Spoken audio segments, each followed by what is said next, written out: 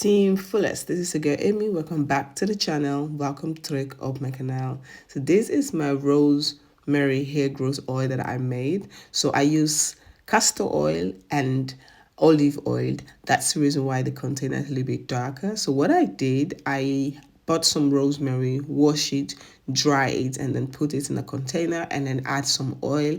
I let it sit inside a hot water for I think 5 minutes. After that, I allow it to cool down, and then I added 5 drops of tea tree oil just to use it as a preserve. And then after that, I just put it in my basket of where I put all my oil. As you guys can see, this is the basket where I have all my DIY oil that I make. This is olive oil that I picked up. I also want to make rosemary oil, but then I purchased the dry rosemary. I want to use that with clove and black pepper to make some oil. So these are all my DIY oil. Whenever I make my DIY oil, I allow it to sit down for quite a long time. Some of this oil have been sitting down for like over a month or 2, 3. I allow them to sit, and that's the reason why I make a lot. So today my oil container is empty. I thought, you know what, let me make some rosemary, because this rosemary has been sitting now for over a month, for a very long time.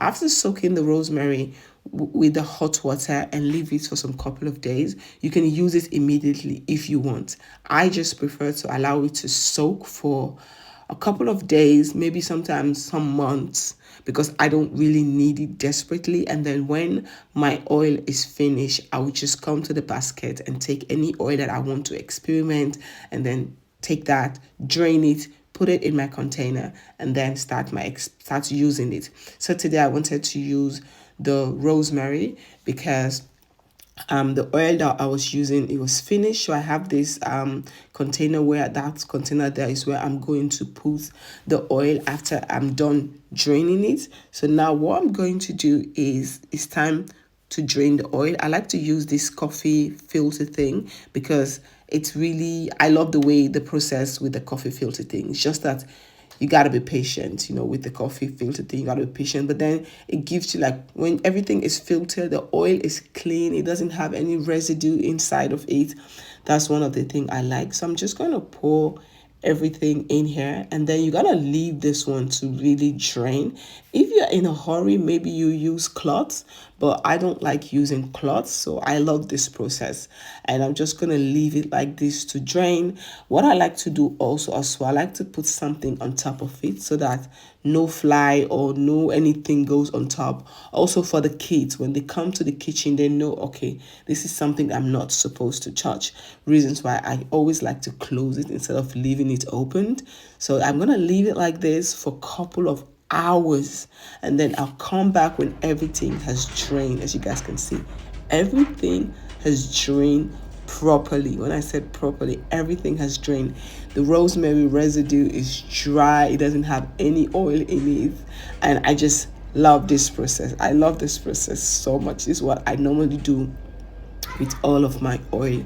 So now you can actually put this into the container that you're going to use it, or you can just leave it in a bottle. For now, I'm just going to leave it in a bottle, and then later on, I'm going to put it into the container. I like to add some peppermint essential oil into the mixture, just some few drops. So I like to add that peppermint oil into the mixture before ever I will go ahead and put it into my application bottle. For now, I just want to leave it in here, and this is what the rosemary residue looks like. As you guys can see, it's dry. That's the reason why I love this method. It's really dry. So the next one I'm going to be trying is the dry rosemary leaf and clove and black pepper, because I've been getting a lot of requests from Ami, can you also use the dry rosemary to get the same result? Which of course I said yes, but I've never tried it, so it's something that I also want to try myself. And these are all my hair growth. I have not been buying hair oil for a very long time. I DIY my own, and this is my fenugreek oil that I also made. This oil has been standing here for over some months. Like most of this oil, I added tea tree oil into it, tea tree essential oil, just to act as a preserve so that it doesn't spoil. And so far I have been getting great results. So yeah, I just want to come and share this quick video with you guys. I hope you guys like it. If you have any questions, let me know in the comment box. Team Fullest, peace.